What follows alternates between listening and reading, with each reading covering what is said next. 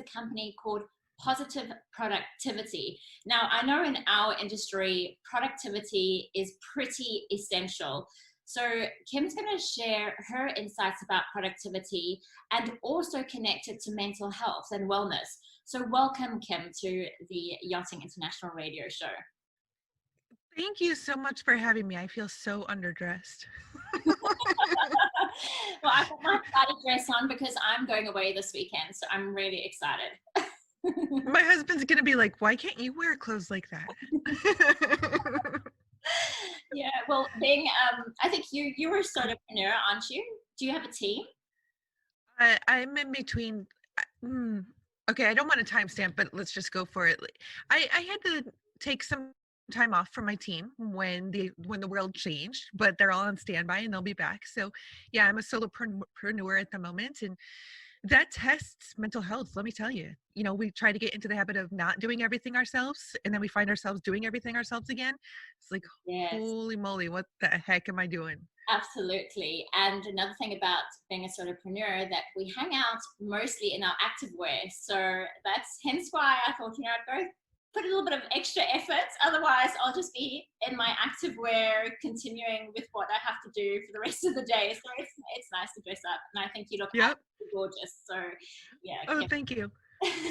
So let's get started. So why positive productivity? It started with a podcast, did it? Yeah, so in June of 2016, I started recording the podcast, and I really had no idea what it was going to be.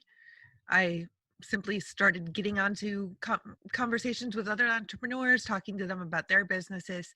And I was really focusing on the tools, when in fact, I really didn't care about the tools that they were using. I cared about their stories and the experiences that they've had. But then in July of 2016, I had a major, the biggest moment I'd had to say of my life, besides my marriage and childbirth and, my own birth. I laid in bed one night wondering if the ceiling fan over my head could support my weight if I hung myself from it. And I know this is not positive, but there is a point. I was sleep deprived. I had gone the previous year and a half sleeping 2 to 3 hours a night, because I was trying to do everything and anything myself. And I was saying yes to everybody. I had no idea what my purpose or my passion were. And I drove myself into major anxiety and depression and got to that point. But I'm so thankful to have my faith that pulled me through. And now, now I can still be here to share the story and how that's not the way to be. That's not the way to live. Wow.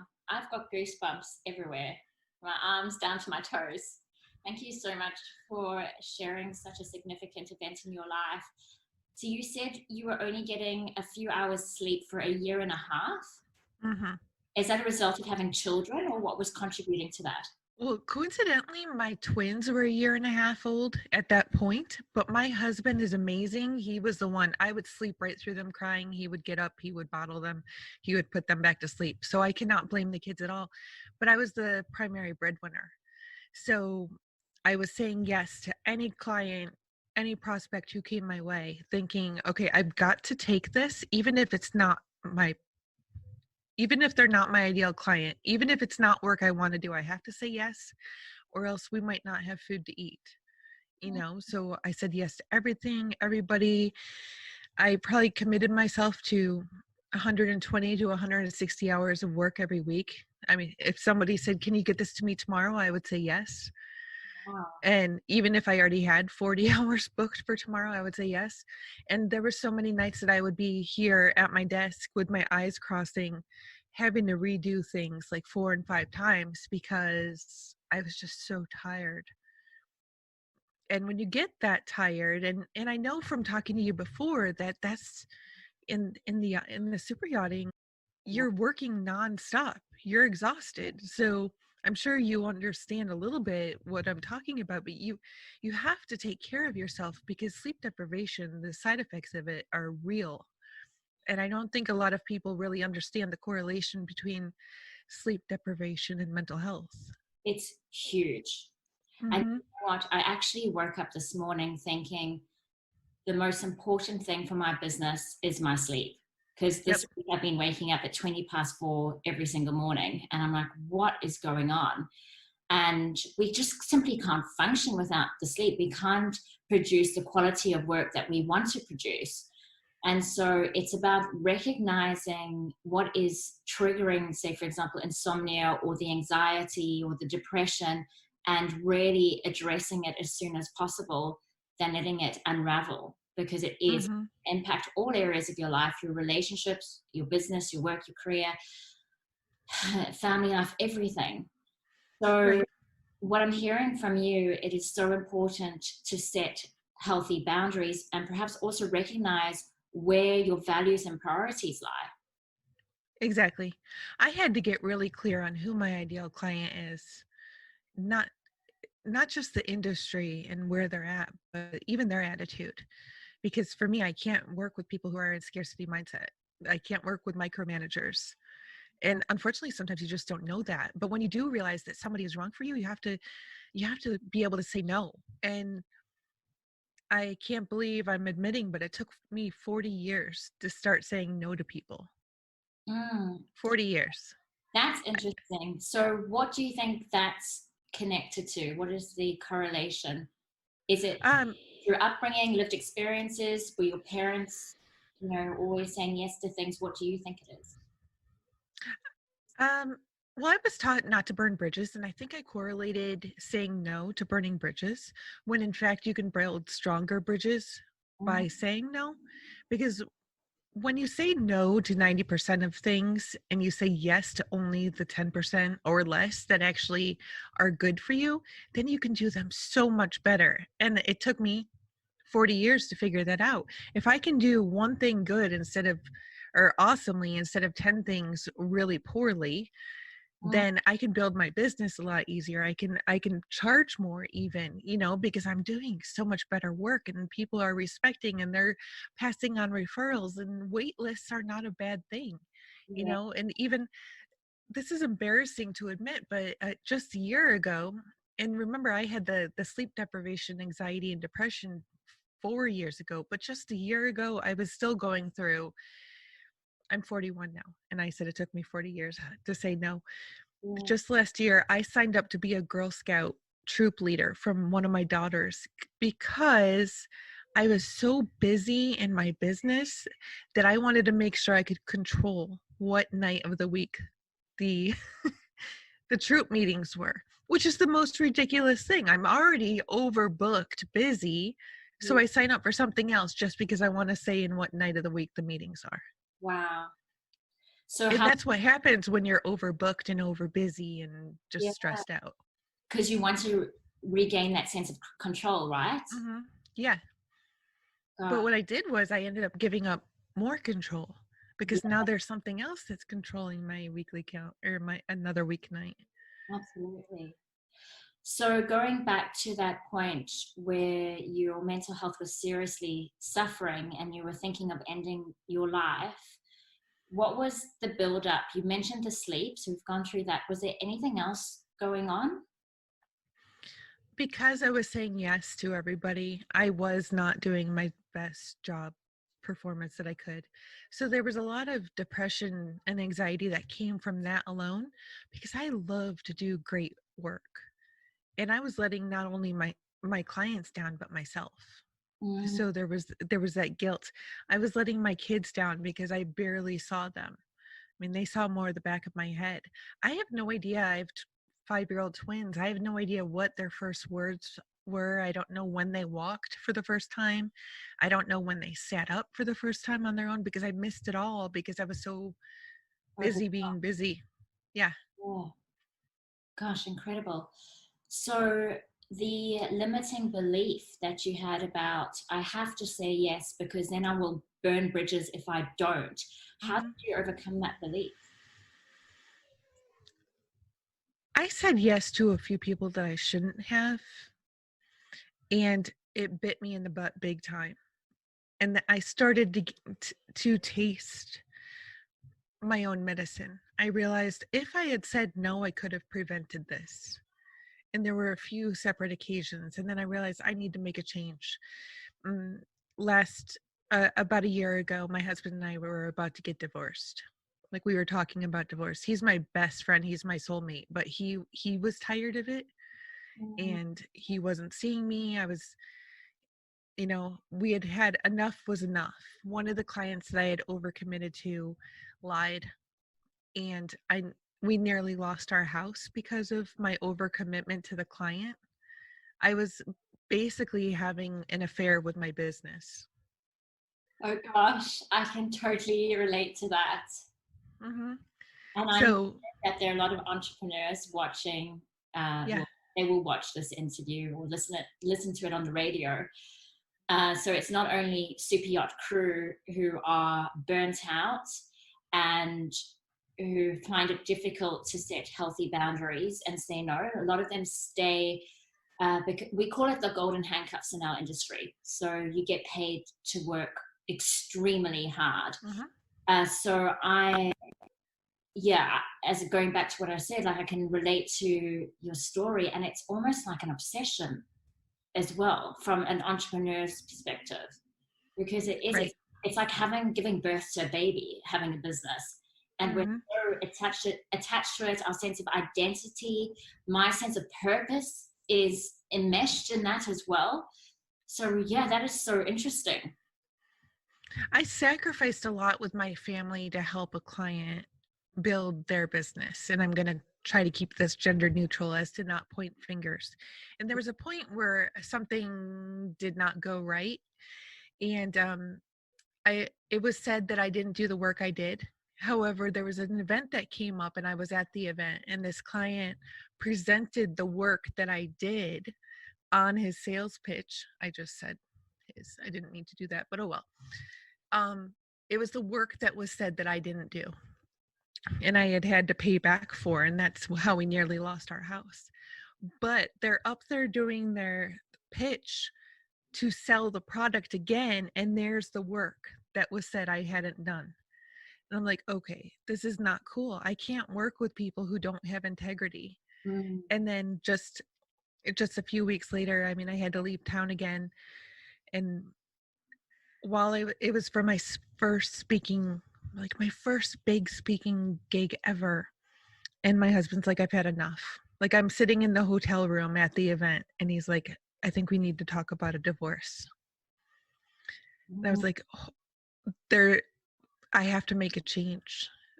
Not, saying yes to people of no integrity because I'm afraid of not being able to feed the family. There's got to be another way. I'm not sacrificing my family or my health or anything anymore. So while I had gotten my sleep back on track, I hadn't given myself back to my family.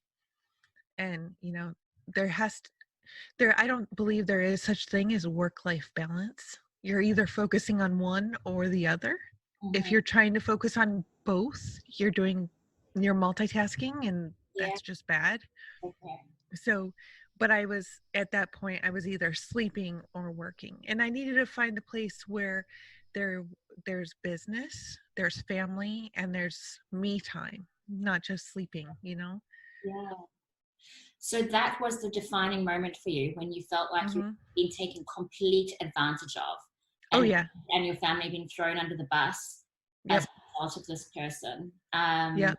So I can imagine your partner would have been sort of highlighting to you the warning signs and asking you to stop saying yes all the time. But I know it takes a while to be able to recognize the impact that it's having, because we're kind of in this vortex where we've got our goggles on and we're just, treading water and trying to get through. Yep. So, yeah, what sort of behaviors was he recognizing from the outside in within you? It's never a good thing, and I'm really transparent. It's never a good thing when you're in bed with your partner and in activities, and I'm sorry, I'm just being fully honest, and there's a text and you have to stop because you're afraid of disappointing a client. That should never happen. Yeah. Your spouse or your partner will hopefully be in it with you for the rest of your life. The client is only going to go probably a few years, Yeah. right? Yeah. So why are they able to interrupt your rare intimate time with their emergencies? Yeah. It shouldn't happen. And Yeah. yeah, that's also interesting because as super yacht crew, your needs are on the back burner. Like they don't even count your personal needs. So I even remember I was sick on board and I ignored it for a long time because it's not about me on the yacht. Like even though my health was quite I was in a serious condition, I just like you just can't. And then my dad also got cancer and he thought he was going to die. And we were between Turkey and Greece. And I was like, well, I can't go home. And I convinced myself he was going to be fine. And thank goodness he was. But it's like your needs do not take priority. And so Mm-hmm. when do you pull that plug and go, hold on a minute, what am I doing? It's difficult. Yeah. So in 2018, I was in the hospital emergency room 4 times because I was so stressed and I wasn't taking care of myself. And one of the times I put off going as late as I could, and it was actually my team who pulled together and said, "You either go," because I had a fever, I was shaking, and they knew it. I was trying to use my laptop from my bed, like I had the blankets over me because I was feeling freezing, but I had a fever, which was causing it. They're like, "You either go to the hospital or we're all walking out on you." That's the type of people that you need. They're like, "Your clients can wait. We will contact them." But I was so afraid of letting clients down that Mm, I was going through this. I got to the hospital and found out I had a severe kidney infection.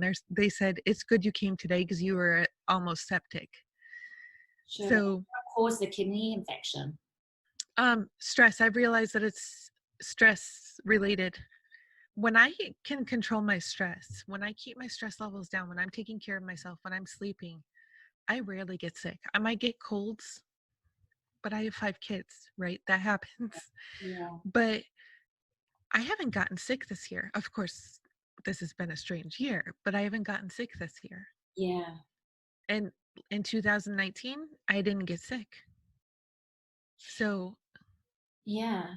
So you speak about managing your stress, and mhm. obviously there's other components that feed into that in terms of having your mental health and sustaining well-being in your life. So what specific strategies are you integrating in your day-to-day life? Yeah, so I set aside journaling time every day. Uh-huh. I realize I will toss and turn before bed if I don't journal, or if my mind is racing. I'm a very creative type, so my mind will race and it's not a bad thing. But if I journal, then I feel a lot better. I also make a point of doing soulful reading. Right now I'm reading A Course in Miracles and A Year of Miracles, and I haven't read either of them yet, but I'll just read a little bit every day. Okay. And then I really have to control what I'm doing as far as learning goes, because and maybe you can relate, there's so many entrepreneurs who will sign up for 1,000 different programs, right?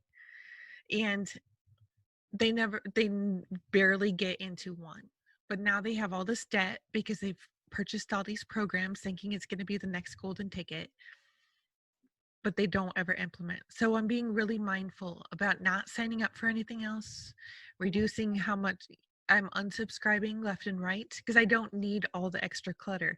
And if I showed you my desk right now, it's a bit of a mess. I realize that I need my desk to be clutter free because when my desk is clutter free, then my mind is clutter free. Mm, I mm, can focus a lot better, and that's easier said than done, but mm. I do my best. And then the last thing is I do my best. I'm not always perfect at it, Yeah. to get away from electronics an hour before bedtime. Okay. Yeah, that's so important. So when just going back to the journaling, are there specific prompts that you use or is it free flow? I start every entry with a gratitude Mm-hmm. and usually a memory for the day because I don't want to get to, through another 10 years and not remember. I mean, I will journal again before I sleep tonight, but I took my journal to soccer practice for my daughter tonight. And I even journaled, today's the day that my kid puked at school, because it's never happened in all the years that my kids have been in school. But it's these little things, when we get to their weddings in 30 years, I'm going to have a record now because I've taken time to document. So gratitude, memory, and then my intention for the day. And I do a journaling practice every morning when I get up, and that's how I like to start the day, and with my reading. And then when I go to bed, I will journal anything that I need to so that I can sleep peacefully. Okay, amazing. That's so helpful to all the listeners. Thank you, Kim. Yeah, you're welcome. Can you tell me a little bit more about your business? Who do you serve and how do you help them? So I do marketing and business automation for business and life coaches. Right now, I do a lot of strategy. I'm looking forward to getting my team back together, and they'll be helping me implement.